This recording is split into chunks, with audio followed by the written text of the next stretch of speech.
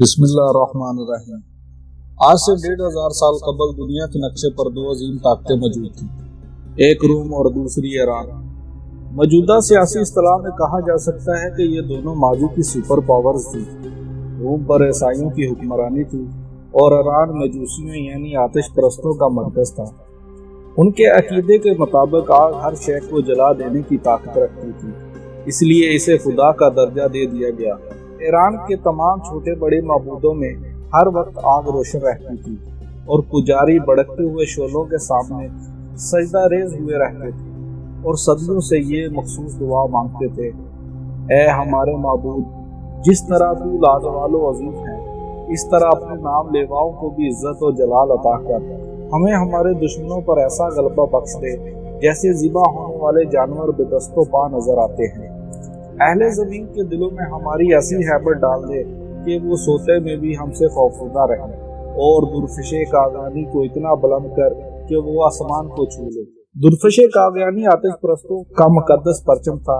ایرانی افواج اور عوام اس بات پر پورا یقین رکھتے تھے کہ جس میدان جنگ میں یہ متبرک جھنڈا لہرائے گا، وہاں دشمن شکست فاس سے دوچار ہوگا اور مجوسیوں کو عظیم الشان فتح حاصل ہوگی۔ پھر جب اسلام کی شکل میں حق نمودار ہوا تو باطل فرار ہو گیا، مقدس پرچم اٹھانے والے ہاتھ کاٹ دیے گئے اور درفش قاغانی جسے فتح و نصرت کا نشان سمجھا جاتا تھا، بدبختی کی علامت بن گیا اور اس طرح خاک میں مل گیا کہ اس کا ایک تار تک باقی نہ رہا۔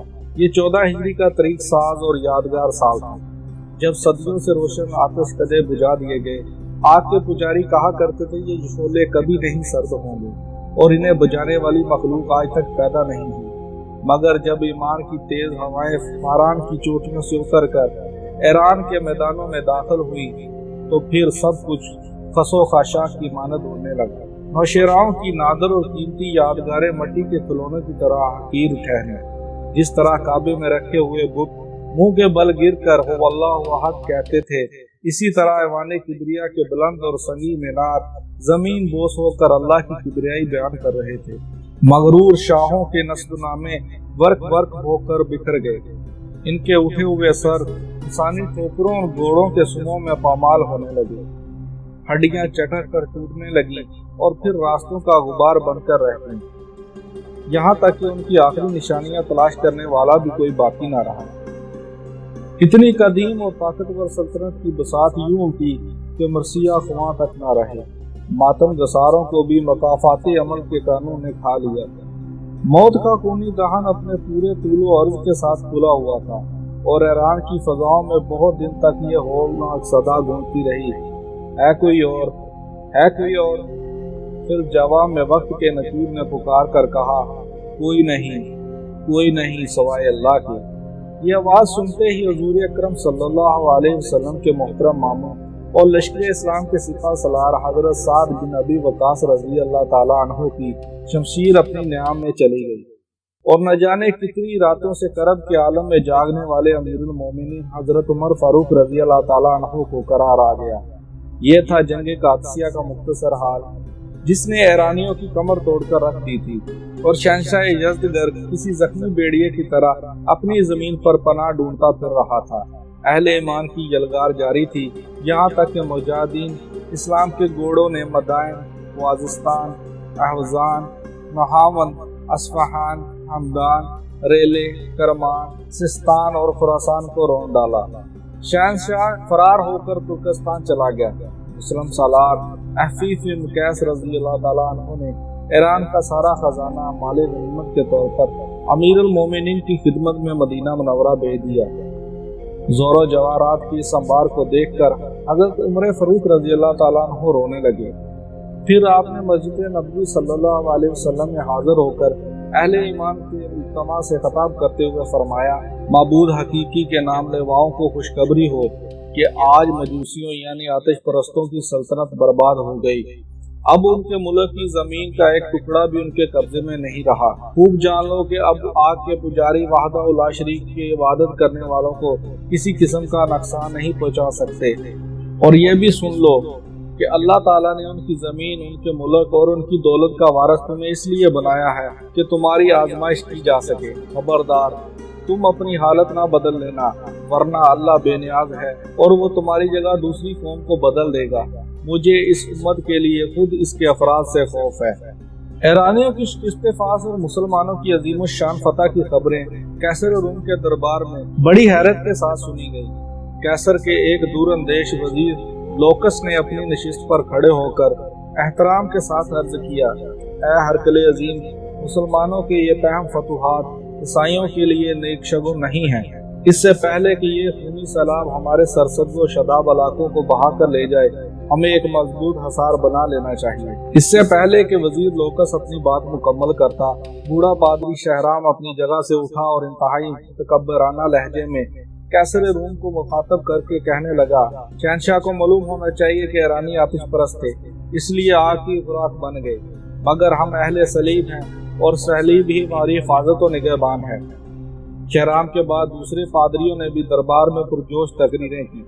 आसमानी बाप अपने मुकद्दस बेटे के सदके में मसीहों पर कभी आफात और मुसाइब नाज़िल नहीं करेगा। कैसर रूम मुकम्मल तौर पर पादरियों के जेरे असर था, इसलिए उसने अपने साथी मशीर लोकस की बातों पर कोई ध्यान नहीं दिया। चंद साल पहले भी इन्हीं पादरियों ने उस वक्त हंगामा आराई की थी जब कैसर रूम को सरकारे दो आलम सल्लल्लाहु अलैहि वसल्लम का नामा मुकद्दस मौसूल हुआ था, जिसमें पैगंबर इस्लाम सल्लल्लाहु अलैहि वसल्लम ने इसे दीन हक कबूल करने की दावत दी थी। कैसर रूम सरवर कौनैन सल्लल्लाहु अलैहि वसल्लम की दावत से मुतासर हो चला था, मगर जब इसने पादरियों की जमात को गजबनाक हालत में देखा तो इस्लामी वफद को अपने दरबार से उठा दिया। अल्लाह के आखिरी रसूल सल्लल्लाहु अलैहि वसल्लम को दुनिया से रुखसत हुए सिर्फ 4 साल का मुख्तसर अरसा हुआ था कि दुनिया के बड़े बड़े काहन, नजूमी, सियासत और जंग के माहिरीन सोच भी नहीं सकते थे कि पैगंबर इस्लाम सल्लल्लाहु अलैहि वसल्लम के नाम लेवा सरा के दामन से निकलकर ईरान जैसी अजीम ताकत की बसात उलट कर रख देंगे। वो ईरानी जो खुद को दुनिया का सबसे मौजब और ताकतवर कौम समझते थे, जब पहली बार मुसलमान सफीर हजरत अब्दुल्ला बिन हुज़ैफा रज़ियल्लाहु ताला अन्हु हुज़ूर करीम सल्लल्लाहु अलैहि वसल्लम के नाम मुकद्दस लेकर ईरानी शहंशाह खुसरू परवेज के दरबार में खास अदाए बेनियाजी और जलाले ईमानी के साथ दाखिल हुए तो ईरानी शहंशाह ने सहाबी रसूल सल्लल्लाहु अलैहि वसल्लम को नफरत और हकारत के साथ देखा। फिर खुसरू परवेज ने नामा रसूल सल्लल्लाहु अलैहि वसल्लम को चाक करते हुए पूरी अरब कौम को इंतहाई जिल्लत अमेज लहजे में मुखातब करते हुए कहा, ऐ सौसमार यानी छिपकली नुमा जानवर का गोश्त खाने वालों और ऐ ऊँट का दूध पीने वालों। फिर जब नाकाम सफारत के बाद हजरत अब्दुल्ला बिन हुज़ैफा रज़ियल्लाहु ताला अन्हु ने रिसालत मआब सल्लल्लाहु अलैहि वसल्लम की खिदमत अक़दस में हाजिर होकर नामा मुबारक के चाक होने का वाक़या सुनाया तो सरवर कौनैन सल्लल्लाहु अलैहि वसल्लम ने फरमाया, खुसरू ने मेरा खत चाक नहीं किया बल्कि अपनी हुकूमत के टुकड़े कर दिए हैं। चंद रोज बाद ही खुसरू परवेज के बेटे शहरविया ने बड़ी बेरहमी के साथ अपने बाप को कत्ल कर डाला और फिर चंद साल बाद हजरत उमर फारूक रज़ियल्लाहु ताला अन्हु ने ईरानी सल्तनत के मजबूत तरीन सतूनों को किसी बोसीदा किताब के औराक की तरह हवा में उड़ा दिया। कैसर रूम का वजीर लोकस इस वाक़े से बाखबर था, इसलिए इसने बड़े दरबार में मुसलमानों की फतहात और जुल्गार के सिलसिले में अपने खदशात जाहिर किए थे। लोकस का शुमार अपने वक्त के ज़हीन तरीन अफराद में होता था। इसकी जागने वाली आंखों ने नौशा दीवार पढ़ लिया था कि अब मुसलमानों को रूमियों के हरीफ ताकत बनने से कोई नहीं रोक सकता। यही वजह थी कि लोकस बार बार कैसर रूम को सूरत हाल की संगीनी का एहसास दिलाने की कोशिश कर रहा था। पादरी शहराम के जासूस महल के गोशे गोशे में फैले हुए थे। जब इन जासूसों ने कैसर रूम और वजीर लोकस की खुफिया मुलाकातों की इतला दी तो पादरी शहराम गहरी सोच में डूब गया। फिर इसने वजीर लोकस को सियासी मंजरनामे से हटाने की तदबीर सोच ली। इस वक्त रूम ऐश परस्तों का मरकज था। बादशाह, वजीर और उमरा और ख्वास और आम रक्स व सुरूर और शराब नोशी को इंसानी जिंदगी का एक लाजमी हिस्सा समझते थे। कैफो निशार की जिंदगी गुजारने पर कोई कानूनी और अखलाकी पाबंदियां न थी। अपने इसी माहौल के जेर असर वजीर लोकस भी कैफो निशार का दिलदादा था। पादरी शहराम ने उसकी इसी कमजोरी से फायदा उठाया। एक रात जब लोकस खूबसूरत ईसाई रकासा सूसन का रक्स देख रहा था तो मुसलसल शराब नोशी के असर से इसके होश और आवाज जायल होते जा रहे थे। फिर इसी कफियत में लोकस ने सूसन से रात का आखिरी जाम तलब किया। सूसन लहराती हुई आगे बढ़ी और इसने सहराई से लोकस का जाम लबरेज किया। इस सहराई में पादरी शहराम के मंसूबे के मुताबिक ایک خاص زہر شامل کیا گیا تھا جسے بڑے سے بڑا طبیب بھی آسانی سے نہ پہچان سکے۔ شراب حلق سے اترتے ہی لوکس کی حالت غیر ہونے لگی۔ وہ شدید کرب کی حالت میں فرشی نشست سے اٹھا اور لڑکھڑاتی ہوئی زبان میں رقاصہ سے پوچھنے لگا، سوسن، آج تم نے مجھے کیسی شراب پلا دی ہے کہ میرے دل کی دھڑکنیں قابو میں نہیں؟ سوسن کے احمرین ہونٹوں پر قاتلانہ تبسم ابھر آیا۔ سلطنت روم کے عظیم وزیر ساکی بھی وہی ہے، جام و پیمانہ اور صحرائی بھی وہی۔ شاید یہ موسم بہار اور چاندنی رات کا اثر ہے کہ شراب میں تیزی آ گئی ہے اور نشہ عام دنوں سے زیادہ گہرا ہے۔ لوکس کچھ اور کہنا چاہتا تھا مگر اچانک اس نے دونوں ہاتھوں سے اپنے دل کو پکڑ لیا۔ وزیر سلطنت کا چہرہ پسینے سے تر ہو گیا اور پھر وہ شدید اذیت کے عالم میں چند قدم آگے بڑھا اور لڑکھڑا کر فرش پر گر پڑا۔ لوکس کی یہ حالت دیکھ کر رقاصہ سوسن مسلسل مسکراتے جا رہی۔ وزیر لوکس بڑی مشکل سے اٹھ کر بیٹھا، پھر اس نے پوری طاقت سے چیخ کر کہا، جہال اور ریاکار پادریوں، تم نے اس شخص کو قتل کر ڈالا جو روم کا دماغ تھا۔ اب تم کو خداوند کے قہر سے کوئی نہیں بچا سکتا۔ یہ کہہ کر لوکس نے ایک بار پھر کھڑے ہونے کی کوشش کی، لیکن وہ اپنے قدموں کا توازن برقرار نہ رکھ سکا اور دوبارہ اپنے منہ قالین پر گر پڑا۔ پھر چند لمحوں بعد اس کی حرکتیں قلب بند ہو گئی۔ رقاصہ سوسن تیزی سے جھکی، اس نے کئی بار لوکس کو آوازیں دی۔ پھر جب وزیر سلطنت کے جسم میں کوئی ہلکی سی بھی جنبش نہ ہوئی تو اس نے کسی طبیب کی مانند لوکس کی کلائی پر اپنا ہاتھ رکھ دیا۔ وزیر سلطنت کی نبض ڈوب چکی تھی۔ لوکس کے اشرے قدے میں رقاصہ سوسن کا تیز قہقہ گونجا، مگر جب یہ گونج ختم ہوئی تو اس کے کانوں میں پادری شہرام کے یہ الفاظ کی صدائیں بازگشت ابھرنے لگی، اگر تو نے عیسائیت کے ایک بڑے دشمن لوکس کو مار ڈالا تو مقدس باپ اور بیٹا تجھ پر راضی ہو جائیں گے، تیرے سارے گناہ دھو دیے جائیں گے اور تو پارسا عورتوں کی طرح جنت میں داخل ہو جائے گی۔ پھر جب رقاصہ سوسن وزیر سلطنت لوکس کے کمرے سے نکل کر محل کی راہداری سے گزر رہی تھی تو اس کے دل و دماغ پر سرشاری کی عجیب سی کیفیت آ رہی تھی۔ سوسن کو یوں محسوس ہو رہا تھا کہ جیسے وہ جنت کی کسی وادی میں محو خرام ہے۔ دوسرے دن قیصر روم اپنے مشیر خاص کی لاش پر اداس کھڑا تھا۔ شاہی طبیب تمام تر کوششوں کے باوجود اس زہر کی نشاندہی نہ کر سکے جسے پادری شہرام نے بڑی ذہانت کے ساتھ لوکس کے جسم میں داخل کیا تھا۔ پھر وہی ہے جس کی پیشنگوئی لوکس نے اپنی موت سے پہلے کی تھی۔ اب اسلامی لشکر عیسائی سلطنت کی طرف پیش قدمی کر رہا تھا۔ پھر کچھ دن بعد ہی امین الامت حضرت ابو عبیدہ بن جراح رضی اللہ تعالیٰ عنہ کی قیادت میں اسلامی فوج نے دمشق، اردن اور حمص پر قبضہ کر لیا۔ یہ تمام عیسائی علاقے قیصر روم کی حدودی سلطنت میں شامل تھے۔ حضرت ابو عبیدہ رضی اللہ تعالیٰ عنہ نے جزیہ لے کر تمام عیسائیوں کو مکمل امان بخشی اور برابری کے حقوق ادا کیے۔ نہ کسی عورت کی آبروریزی کی گئی اور نہ کسی بوڑھے اور بچے کو قتل کیا گیا اور نہ ان کے مکانوں کو آگ لگائی گئی۔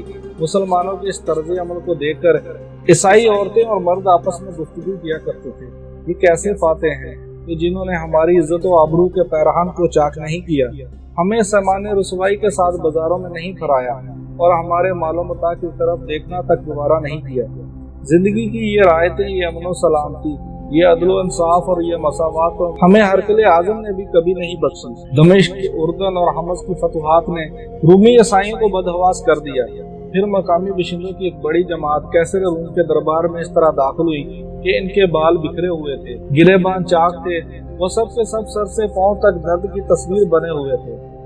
قیصر روم نے شکستہ حال انسانوں کی طرف دیکھتے ہوئے بڑی حیرانی سے پوچھا، اے یسوع مسیح کے ماننے والوں، آخر تم پر کیا آفتان پڑی ہے؟ دمشق اور اردن کے عیسائیوں نے رو رو کر کہا، اے ہرقل اعظم، اے عیسائیت کے نگہبان، ہم پر آفت نہیں قیامت ٹوٹ پڑی ہے۔ ہماری فریاد سنو اور ہمارے دکھوں کا مداوع کرو۔ فریادیوں کی یہ گریہ زاری دیکھ کر قیصر روم کے چہرے کا رنگ بدل گیا اور اس نے انتہائی تند و تیز لہجے میں فریادیوں سے پوچھا، وہ کون ہے جس نے تم پر یہ قیامت توڑی؟ میں اسے عبرتناک سزا دوں گا اور تمہارے تمام دکھوں کا ازالہ کروں گا۔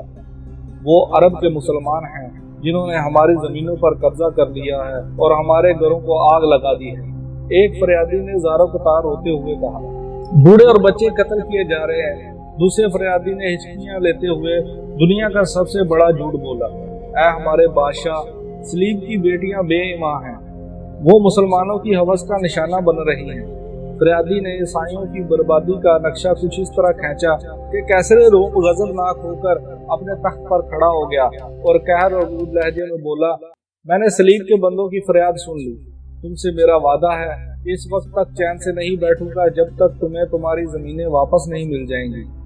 आज से तुम अंताकिया में हमारे मेहमान हो। इस वक्त अंताकिया कैसर रूम का दारुल हुकूमत था। फरियादी खुशी खुशी दरबार से चले गए। मुसलमानों के सिलसिले में उनकी ये मकराना चाल कामयाब हो गई थी। कैसर रूम रात भर सुकून से ना सो सका। बार बार उसकी आंख खुल जाती और नजरों के सामने वजीर सल्तनत लोकस का चेहरा उभर आता। तुम सच कहते थे लोकस कि मुसलमानों की यलगार ईरान की हदूद तक नहीं ठहरेगी। कैसर रूम बड़ी हसरत ज़दा लहजे में अपने मरहूम सियासी मशीर को गायबाना मुखातब करके कहता, काश तुम जिंदा होते और मशवरा देते कि ऐसी नाजुक सूरत हाल में मुझे क्या हिकमत अमली इख्तियार करनी चाहिए। अलगर्ज इसी कश्मकश में पूरी रात गुजर गई। फिर सुबह होते ही कैसर रूम ने खुफिया इजलास तलब कर लिया। इस इजलास में अमायदीन सल्तनत के साथ शहर के मोअज़्ज़िज़ और दानिशमंद अफराद भी शामिल थे। जब सब लोग जमा हो गए तो कैसर रूम ने हाज़रीन को मुखातब करते हुए कहा, ईसाई अपनी तादाद में अरबों से कहीं ज्यादा है। उनके हथियार पुराने और जंगी वसाइल भी कम हैं। दीगर साज़ो सामान में भी तुम लोग मुसलमानों पर फकीयत रखते हो, मगर जब मैदान जंग में उनके मुकाबल सफारा होते हो तो शिकस्त खा जाते हो। आखिर इसकी वजह क्या है? कैसर रूम के लहजे में शदीद नागवारी का रंग झलक रहा था। हरकल आजम का सवाल सुनकर सबने सर झुका लिया। हाज़रीन में अंताकिया का सबसे बड़ा पादरी शहराम भी शामिल था। इसकी गर्दन भी झुकी हुई थी और वो भी हरकल आजम से नजरें चुरा रहा था। कैसर रूम ने पादरी शहराम की इस कफियत का अंदाजा कर लिया और फिर बुलंद आवाज में इसे मुखातब करते हुए बोला, ईसाइयों के अजीब मजहबी पेशवा, आप खामोश क्यों हैं? दमिश्क, उर्दन और हमस के महाजों पर सलीब हमारी मदद को क्यों नहीं आई? उसने अपने नाम लेवाओं को बेयारों मददगार क्यों छोड़ दिया? पादरी शहराम ने अपने शहनशाह की तरफ देखा और बुझे हुए लहजे में बोला, हरकल आजम, कभी कभी सच्चे और ईमानदार लोगों को भी शिकस्त हो जाती है। खुदावंदों का खुदा अपने कामों को खुद ही जानता है। मोहतरम पेशवा, आपके इस जवाब से मेरा दिल मुतमिन नहीं हुआ और ना दिमाग। कहीं ना कहीं कोई ना कोई खराबी जरूर है जिस पर मसलहत और खामोशी का पर्दा डाला जा रहा है। कैसर रूम की इस बात सुनकर हाज़रीन की गर्दनों का खम कुछ और नुमाया हो गया। कुछ देर तक दरबार की फजा पर गहरा सन्नाटा तारी रहा। फिर एक शख्स अपनी नशिस्त पर खड़ा हुआ। यह अंताकिया का एक मोअज़्ज़िज़ और नेक नामी ईसाई अहमद था। इसने बावकार लहजे में कैसर रूम को मुखातब करते हुए कहा, आपने सच फरमाया है, हमें कहीं ना कहीं कोई ना कोई खराबी मौजूद है जिसकी वजह से ये जिल्लत और शिकस्त हमारा मुकद्दर बनी हुई। आज मैं इस खराबी को इस मजलिस से खास में सुनना पसंद करूंगा। कैसर रूम के लहजे में बदसूर तलखी झलक रही थी। हरकल आज़म, इस बात का यकीन दिलाएं कि मुझे सच बोलने की सजा नहीं दी जाएगी। अमल के चेहरे से हल्का सा खौफ झलक रहा था। आज तुम्हारी जबान पर कोई पाबंदी नहीं, कैसर रूम ने पुरजलाल लहजे में कहा। जो कुछ तुम्हें कहना है बेखौफ होकर कह डालो, तुम्हारे लिए ईमान है और सलामती है। कैसर रूम की तरफ से इजाजत मिलते ही अहमद ने इंतहाई पुरसोज लहजे में कहना शुरू किया, हरकल आज़म, आपको मालूम होना चाहिए कि दमिश्क, उर्दन और हमस से आने वाले ईसाइयों की जमात का हर फर्द झूठा है। ये कहकर अहमद ने चंद लम्हों के लिए खामोशी इख्तियार की और हाज़रीन मजलिस की दिली कफियात का जायजा लेने लगा। इस खुफिया इजलास में मौजूद हर फर्द के चेहरे पर अहमद के लिए नफरत का रंग झलक रहा था, मगर कैसर रूम के चेहरे पर गैर मामूली संजीदगी तारी थी। इसने बड़े तहम्मुल के साथ अपना दायां हाथ बुलंद करते हुए कहा, अहमद, तुम अपना बयान जारी रखो। दमिश्क और उर्दन में मेरे भी कुछ करीबी अजीज और दोस्त रहते हैं। उनमें से खूबसूरत जवान औरतें और नखीस दो शीजाएं भी शामिल हैं। 2 हफ्ते पहले मेरा एक दोस्त अंताकिया आया था। उसने मुकद्दस बाप और बेटे की कसम खाकर बताया कि इन इलाकों में तमाम ईसाइयों की जानो माल, इज्जत और आबरू मुकम्मल तौर पर महफूज है। एक बार फिर हाज़रीन मजलिस के चेहरों का रंग बिगड़ गया। वो अहमद की जुबान से मुसलमानों की वहशत और दरिंदगी के फर्जी अफसाने सुनना चाहते थे, मगर जब अहमद ने अपने एक दोस्त के हवाले से मुकद्दस बाप और बेटे को दरमियान में लाकर मुसलमानों की बेमिसाल रवादारी और करीमाना अमल का जिक्र किया, उनके सीनों में नफरत की आग के शोले भड़कने लगे। इसके बरक्स कैसर रूम के चेहरे पर हैरत और सुकूत का रंग नुमाया था। अहमद ने मुख्तसर से सुकूत के बाद दोबारा सिलसिला कलाम जोड़ते हुए कहा, हरकल आज़म, मैं नहायत अजियत और कर्ब और नदामत के साथ इस हकीकत का इंकशाफ कर रहा हूँ कि हम में से अक्सर लोग शराब पीते हैं, दिन रात बदकारियों में मुब्तला रहते हैं, वादा करके बेहयाई से इसे तोड़ देते हैं, ज़ईफों को सताते हैं और कमजोरों पर जुल्म ढाते हैं। इसके बरक्स मुसलमानों का ये हाल है कि जब किसी से अहद कर लेते हैं तो इसे नभाने के लिए अपनी जान तक दे देते हैं। उनका अखलाक हमसे कहीं ज्यादा बुलंद है, उनका सलूक हमसे कहीं ज्यादा बेहतर है। वो रात को इबादत करते हैं और दिन में रोजा रखते हैं। वो किसी पर जुल्म नहीं ढाते बल्कि अपने बदतरीन दुश्मनों को भी माफ कर देते हैं। उनके यहाँ रंगो नस्ल और कबीला और खानदान में कोई तफरीक नहीं है, वो सब आपस में बराबर हैं। इसलिए मुसलमानों के हर काम में जोश और इस्तक़लाल होता है। अगर हमने दमिश्क, उर्दन और हमस की शिकस्त से सबक हासिल नहीं किया और अपने किरदार नहीं बदले, ऐमन ने जानबूझकर अपनी बात अधूरी छोड़ दी, मगर कैसर रूम के साथ तमाम हाज़रीन मजलिस भी समझ गए थे कि वो क्या कहना चाहता है।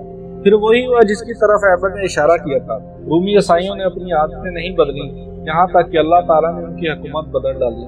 मुसलमानों की मुसलसल फतवात की खबरें सुनकर कैसर रूम घबरा गया और फिर इसने बड़ी इज्जत के साथ शाम छोड़कर कस्तंतनिया जाने का फैसला किया।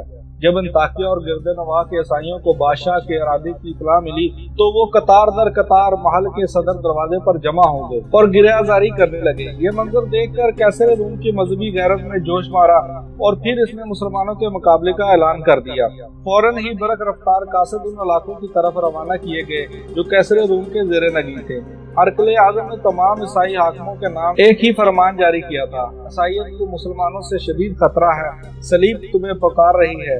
कैसर के इस फरमान ने ईसाइयों की मजहबी जज्बात में आग लगा दी और वो तूफान और बरको बाकी की तरह अंताकिया पहुंच गए। रूमियों की पुरजोश जंगी तैयारियां देखकर लश्कर इस्लाम के सवार हजरत अबू उबैदा रजी अल्लाह तआला अन्हु ने अपने तमाम फौजी अफसरान को तलब किया और उनसे मशवरा तलब किया कि इस सूरत हाल में क्या हिकमत अमली इख्तियार की जाए। हर अफसर ने अपने जहन की रसाई के मुताबिक मुख्तलिफ राय पेश की। बिलाखिर तवील बहस और तहसीन के बाद अमूरे जंग के सारे माहिरीन इस बात पर मुत्तफिक हो गए कि मुख्तलिफ महाजों पर तैनात मुसलमान सिपाहियों को एक मकाम पर जमा कर लिया जाए। नतीजतन तमाम मुजाहिदीन इस्लाम दमिश्क में यकजा हो गए। इसके बाद हजरत अबू उबैदा रजी अल्लाह तआला अन्हु ने मकबूजा इलाकों के ईसाई मर्दों को एक तवील और अरीज मैदान में जमा करके उनसे मुख्तसर खिताब किया। हमें अफसोस है कि हम अपनी बेपनाह मसरूफियात के बायस तुम लोगों की हिफाजत की जिम्मेदारी नहीं ले सकते, इसलिए जजिया यानी हिफाजती टैक्स की सारी रकम वापस की जाती है। हजरत अबू उबैदा रजी अल्लाह तआला अन्हु की तकरीर सुनकर तमाम ईसाई रोने लगे। फिर जब लश्कर इस्लाम दमिश्क छोड़कर उर्दन की तरफ जाने लगा तो सारे ईसाई अश्कबार आंखों से ये दुआ कर रहे थे, खुदावंद खुदा तुम्हें हिफाजत के साथ वापस लाए कि तुम इस जमीन पर बसने वालों के लिए अमन और सलामती का साहिबान हो। हजरत अबू उबैदा रज़ी अल्लाह तआला अन्हु ने उर्दन पहुंचकर रूमियों का मुकाबला करने के लिए यरमूक का मैदान मुंतखब किया। यरमूक के करीब ही एक मकाम देर अल-अज़हीर है, यहाँ रूमी फौज जमा हो रही थी। इनकी तादाद 2 लाख से जायद थी। इसके बरक्स मुसलमान सिपाहियों की तादाद 20 और 30 हजार के दरमियान थी। पहला मार्का रजब 15 हिजरी में हुआ जिसमें मुसलमानों का पल्ला भारी रहा। रूमियों ने कुछ दिनों के लिए जंग रोक दी और मुसाहलत की तजवीज पेश की। हजरत अबू उबैदा रजी अल्लाह तआला अन्हु ने सैफुल्लाह हजरत खालिद बिन वलीद रजी अल्लाह तआला अन्हु को सफीर बनाकर कैसर रूम की तरफ भेजा, मगर ये सफारत नाकाम रही। रूमी दोबारा मैदानी जंग में नमूदार हुए। अब की बार इनका जोशो खरोश वहशत की हद को छू रहा था। ईसाइयों के वो मुकद्दस राहब जिन्होंने बरसों से आसमान नहीं देखा था, वो अपनी अपनी इबादत गाहों से निकलकर आम सिपाहियों में शामिल हो गए थे। कुछ पादरियों पर जुनूनी कफियत तारी थी, वो हाथों में सलीबें उठाए ईसाई लश्कर के आगे आगे चल रहे थे और चीख चीख कर अपने हम कौमों की हिम्मत बंधा रहे थे। आगे बढ़ो और सफाए हस्ती से मुसलमानों का नामो निशान तक मिटा डालो। आज दुनिया की कोई ताकत तुम्हारे मुकाबले में नहीं ठहर सकती, इसलिए कि तुम्हें हजरत यीशु मसीह अलैहिस्सलाम की ताईद हासिल है। 3000 रोमी सिपाहियों ने अपने पैरों में बेड़ियां पहन रखी थी ताकि मैदानी जंग से फरार होने का ख्याल भी उनके दिल में न आए। रोमियों के ये तेवर अंदाज देखकर हजरत खालिद बिन वलीद रजी अल्लाह तआला अन्हु ने नए सिरे से इस्लामी फौज को तरतीब दिया और मुजाहिदीन को 36 हिस्सों में तकसीम किया। फिर ऐसी खूबरेज जंग हुई कि यरमूक का मैदान इंसानी लाशों से पट गया। इस मार्का आराई में 1 लाख से जायद रूमी सिपाही कत्ल हुए और 3000 अहले ईमान ने जामे शहादत नोश किया। जब कैसर रूम को इस इबरतनाक शिकस्त की खबर मिली तो शिद्दत गम से इसका सुर्ख और सफेद चेहरा धुआं हो गया। फिर वो इंतहाई हसरत और यास के आलम में सीना को भी करता हुआ शाम से कस्तंतनिया चला गया। हजरत अबू उबैदा रजी अल्लाह तआला अन्हु का भेजा हुआ कासिद फतह अजीम का मसदा लेकर बर्क रफ्तारी के साथ मदीना मुनव्वरा की तरफ जा रहा था। अमीरुल मोमिनीन हजरत उमर फारूक रजी अल्लाह तआला अन्हु जंगे कादसिया की तरह जंगे यरमूक का नतीजा जानने के लिए कई रातों से जाग रहे थे। फिर जब कासिद ने लश्कर इस्लाम की सरबुलंदी और सुरखरुई की खबर दी तो हजरत उमर फारूक मुस्तरब होकर मसनद खिलाफत से उतर कर सजदे में चले गए। माबूद हकीकी का शुक्रिया अदा करने के बाद जब हजरत उमर फारूक खड़े हुए तो आपकी आंखों से आंसू रवा हुए और जुबान मुबारक पर ये मुकद्दस कलमात जारी थे, सुबहान अल्लाह वल्हम्दुलिल्लाह वला इलाहा इल्लल्लाह वल्लाहु अकबर। ایران کے بعد دوسری عظیم طاقت روم کا غرور بھی خاک میں مل گیا تھا۔ حضرت عمر فاروق نے فلسطین کی جنگی مہم حضرت عمر بن عاص رضی اللہ تعالیٰ عنہ کے سپرد کی تھی، مگر درمیان میں جنگ یرموک چھڑ جانے کی وجہ سے وہ مہم ادھوری رہ گئی تھی۔ کیسر روم کے اقتدار کا خاتمہ ہوتے ہی حضرت عمر بن عاص رضی اللہ تعالیٰ عنہ نے آگے بڑھ کر بیت المقدس کا محاصرہ کر لیا۔ عیسائی قلعہ بند ہو کر مقابلہ کرتے رہے۔ اسی دوران میں حضرت ابو عبیدہ رضی اللہ تعالیٰ عنہ بھی اپنے لشکر کے ساتھ بیت المقدس پہنچ گئے۔ عیسائیوں نے کچھ دن تک مدافعت کی، مگر ان کی عسکری قوت بکھر چکی تھی، اس لیے مسلمان سے صلح پر آمادہ ہو گئے، مگر اس کے ساتھ ہی یہ شرط بھی رکھ دی کہ خود امیر المومنین حضرت عمر فاروق رضی اللہ تعالیٰ عنہ یہاں آ کر صلح کا معاہدہ تحریر کرے۔ یہ بڑی عجیب شرط تھی، مگر حضرت ابو عبیدہ رضی اللہ تعالیٰ عنہ نے فوراً ہی قاصد کو ایک خط دے کر مدینہ کی طرف روانہ کر دیا۔ خط میں یہ عبارت درج تھی: اگر امیر المومنین بنفس نفیس یہاں تشریف لے آئے، بیت المقدس جنگ و جدل اور خون ریزی کے بغیر مسلمانوں کے قبضے میں آ سکتا ہے۔ حضرت عمر فاروق رضی اللہ تعالیٰ عنہ نے حضرت ابو عبیدہ رضی اللہ تعالیٰ عنہ کا خط پڑھا۔ حضرت عثمان غنی رضی اللہ تعالیٰ عنہ اور حضرت علی رضی اللہ تعالیٰ عنہ سے مشورہ کر کے بلا تحریر فلسطین کی طرف روانہ ہو گئے۔ آسمان کی آنکھ نے ایسا منظر نہ دیکھا تھا اور نہ آئندہ کبھی دیکھے گا۔ حضرت عمر فاروق رضی اللہ تعالیٰ عنہ اس حالت میں مدینہ منورہ سے روانہ ہوئے کہ ستوؤں کا ایک تھیلا، ایک غلام اور ایک لکڑی کا پیالہ آپ کا سامان سفر تھا۔ نہ چھتری شاہی، نہ فوج کثیر، نہ محافظ و نقیب، کیسر و کسریٰ کے تاج جس کے قدموں کا غبار بن چکے تھے۔ یہ اس عظیم فاتح کا سفر تھا۔ کبھی غلام اونٹ کی مہار پکڑ کر چلتا اور کبھی حضرت عمر فاروق رضی اللہ تعالیٰ عنہ اونٹ کی پشت پر سوار ہوتے اور کبھی غلام اونٹ پر سوار ہوتا۔ حضرت عمر فاروق رضی اللہ تعالیٰ عنہ اونٹ کی مہار پکڑ کر آگے چلتے۔ یہ 18 ہجری رجب کا مہینہ تھا۔ جابیہ کے مقام پر اسلامی فوج کی اعلیٰ افسران نے حضرت عمر فاروق رضی اللہ تعالیٰ عنہ کا استقبال کیا۔ اس وقت یہ فوجی افسران ایران کے قیمتی ریشمی کپڑوں کی قبائیں پہنے ہوئے تھے۔ انہیں دیکھ کر حضرت عمر فاروق رضی اللہ تعالیٰ عنہ نے غضبناک ہوتے ہوئے کہا: تم لوگوں نے اتنی جلدی اسلام کی سادگی کو چھوڑ کر اجمیوں کی عادتیں اختیار کر لی۔ فوجی افسران نے ریشمی قباؤں کے دامن اٹھا کر دکھائے جن کے نیچے جنگی ہتھیار موجود تھے۔ حضرت عمر فاروق رضی اللہ تعالیٰ عنہ خاموش ہو گئے۔ بیت المقدس کے عیسائی رئیس بھی جابیہ پہنچ گئے تھے۔ پھر اس مقام پر وہ طریق ساز معاہدہ تحریر کیا گیا جس کی تفصیل حسب ذیل ہے۔ یہ وہ امان ہے جو اللہ کے غلام امیر المومنین عمر فاروق رضی اللہ تعالیٰ عنہ نے ایلیا کے لوگوں کو دی۔ یہ امان ان کی جان و مال، گرجا سلیب، تندرست بیمار اور ان کے تمام مذہب والوں کے لیے ہے۔ ان کے گرجاؤں میں نہ کوئی سکونت اختیار کی جائے گی اور نہ ان کو ڈایا جائے گا، یہاں تک کہ ان کے احاطے اور چار دیواری بھی محفوظ رہیں گے۔ نہ ان کی سلیبوں کو نقصان پہنچایا جائے گا اور نہ ان کے مال میں کچھ کمی کی جائے گی۔ مذہب کے بارے میں ان پر کوئی جبر نہیں کیا جائے گا۔ واضح رہے کہ ایلیا میں ان لوگوں کے ساتھ یہودی رہنے نہیں پائیں گے۔ ایلیا والوں پر فرض ہے کہ وہ دوسرے شہروں کی طرح جزیہ ادا کریں اور یونانیوں کو اپنے علاقے سے نکال دیں۔ ان یونانیوں میں سے جو شہر سے نکلے گا اس کی جان و مال کی حفاظت کی جائے گی جب تک وہ اپنی جائے پناہ پر نہ پہنچ جائے، اور ان میں سے جو ایلیا ہی میں سکونت اختیار کرنا چاہتے ہیں تو اس کے لیے بھی امان ہے، مگر اسے ایلیا والوں کی طرح جزیہ دینا ہوگا۔ ایلیا والوں میں سے جو شخص اپنی جان و مال لے کر یونانیوں کے ساتھ نکل جانا چاہے تو وہ بھی مامون و محفوظ ہے۔ اس تحریر پر اللہ رسول صلی اللہ علیہ وسلم، خلفاء اور مسلمانوں کا ذمہ ہے، بشرطے کہ یہ لوگ مقررہ جزیہ عطا کریں۔ اس وقت معاہدے پر خالد بن ولید رضی اللہ تعالیٰ عنہ، عمر بن عاص رضی اللہ تعالیٰ عنہ، عبد الرحمن بن عوف رضی اللہ تعالیٰ عنہ اور معاویہ بن ابو سفیان رضی اللہ تعالیٰ عنہ گواہ ہیں۔ یہ معاہدہ 18 ہجری میں تحریر کیا گیا۔ ایلیا خلیج عقبہ کے شمالی سرے پر واقع ایک ساحلی شہر ہے۔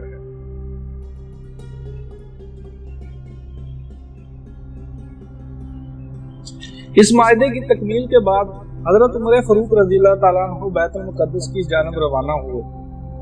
حضرت ابو عبیدہ رضی اللہ تعالیٰ عنہ اور دیگر فوجی افسران نے شہر سے باہر نکل کر امیر المومنین کا استقبال کیا۔ اسلام کے عظیم فاتح کا لباس اتنا معمولی اور فرسودہ تھا کہ اسے دیکھ کر مسلمان فوجیوں کو شرم سی محسوس ہونے لگی۔ اس خیال سے کہ امیر المومنین کو اس لباس میں دیکھ کر عیسائی کیا کہیں گے، حضرت ابو عبیدہ رضی اللہ تعالیٰ عنہ نے ترکی گھوڑا اور قیمتی پوشاک حضرت عمر فاروق رضی اللہ تعالیٰ عنہ کی خدمت میں پیش کی۔ حضرت عمر فاروق رضی اللہ تعالیٰ عنہ نے فرمایا: اللہ نے جو ہم کو عزت بخشی ہے وہ اسلام کی عزت ہے اور وہی ہمارے لیے کافی ہے۔ फिर फातेह ईरान और रोम यही बसीदा लिबास पहने हुए बैतुल मुक़द्दस में दाखिल हुए। सबसे पहले मस्जिद अक्सा में हाजिर हुए और चंद आयत कुरानी पढ़कर महराब दाऊद के करीब तवील सजदा अदा किया। अल्लाह ताला ने मुसलमानों से किया हुआ वादा पूरा कर दिया था कि अगर तुम मोमिन हो तो